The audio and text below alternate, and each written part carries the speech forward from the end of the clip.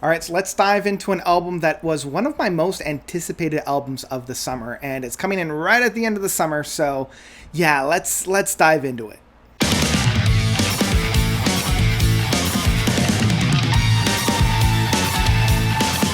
Another World by Southern Empire. So, Southern Empire is an Australian progressive rock band. Man, the Australians are really banging it out of the park at this point.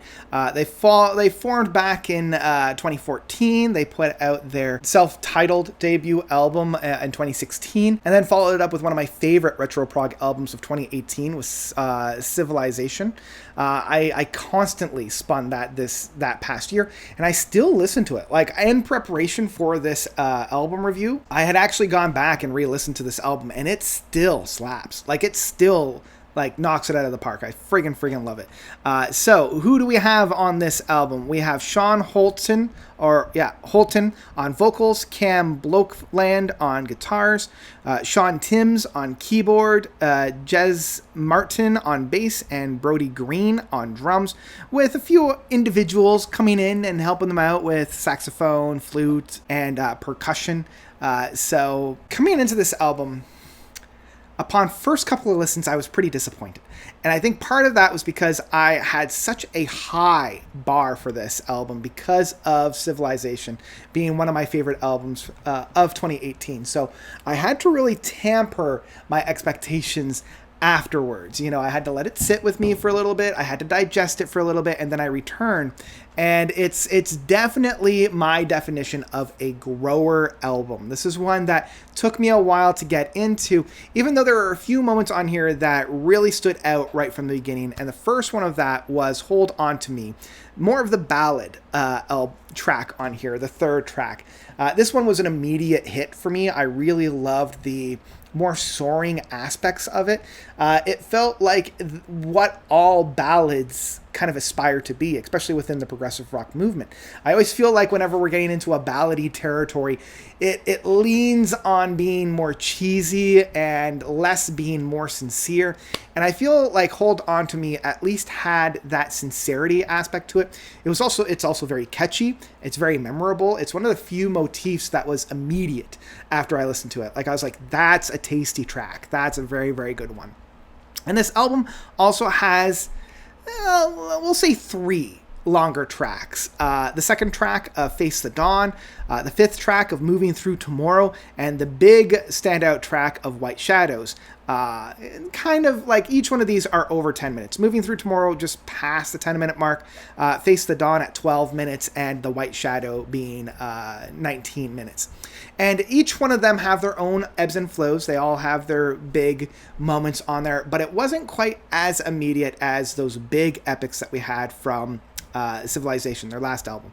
And in fact, it took me quite a bit of time to get into those tracks because we didn't have those big crescendos that I'm used to, the big build-ups and payoffs that I'm very used to within that setting. I was a little bit let down. And once I kind of got into it and realized that, okay, we don't necessarily have the blow down the doors big crescendos that I'm used to. We don't have those immediate hooks. I was able to at least get used to and get into it. You know, it's almost like jumping into a pool that you expect to be a little bit warmer than it is. So upon first diving in, it's a little bit of a shock. And once you kind of get used to the water, you're like, okay, it's more of the journey rather than the destination on these tracks. And I can appreciate that a little bit more.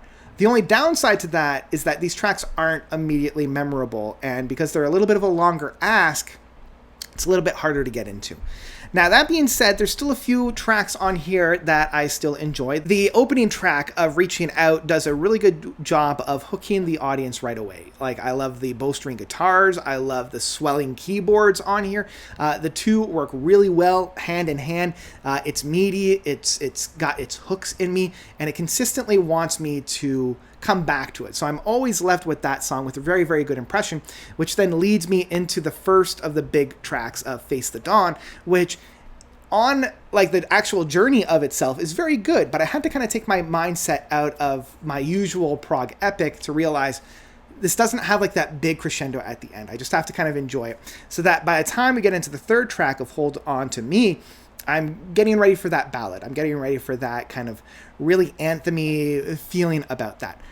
Unfortunately, the track of When You Return is a little bit lackluster, and for me is the lowest point on the album. And the same can kind of be said about Moving Through Tomorrow. Like, these two tracks, I'm not as big of a fan of. I think Moving Through Tomorrow is my least favorite of the three epics that we have on here, or epics, because it's just after 10 minutes. By the time we get into the White Shadow, like, it's still quite nice. You know, it still has that big soundscape. I know that the boys are going to be stretching their legs and playing with time signatures and allowing the music to flow wherever they want them to. Again, because it doesn't have that big crescendo that I was hoping for, it does leave me wanting a little bit more. And then we come into the final track of Butterfly, which just kind of is there. And it doesn't really end the album all that well. It doesn't have this really nice bow on it. It just kind of is there as a final piece.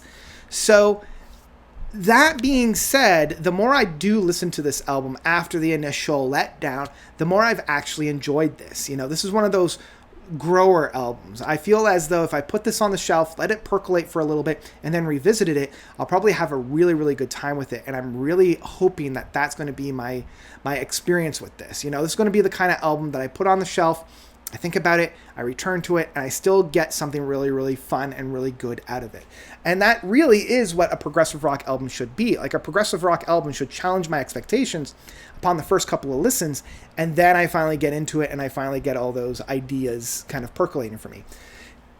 I'm starting to get to that point right now, and I've already had this album for about 2 or 3 weeks, and it has taken quite a bit of time. So if this album doesn't immediately strike you, I would recommend just sticking with it for a little bit and seeing where the music takes you from there. But in my mind, this is definitely a very clear step down from Civilization. It's kind of on par with their debut album of, their self-titled work. That's kind of on the par where they are with this one here. So in that sense, I will say Another World by Southern Empire is still one that I would recommend streaming.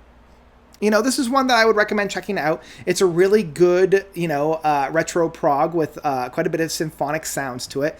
And I would check it out, I would still check it out. This is a great introduction to the band. I would still probably say that Civilization's probably their better work on this one.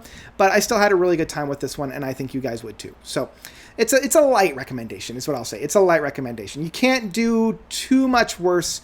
And with so much music that's been coming out this year, I'm afraid it might get swallowed up by some of the bigger releases that are coming down the turnpike. But that's where I'm at right now with Another World from Southern Empire.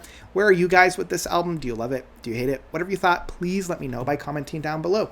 Because, that's what I've got. That's what I've got for Another World. Thank you all so much for watching. As always, you guys are definitely the best. And until next time, notes out.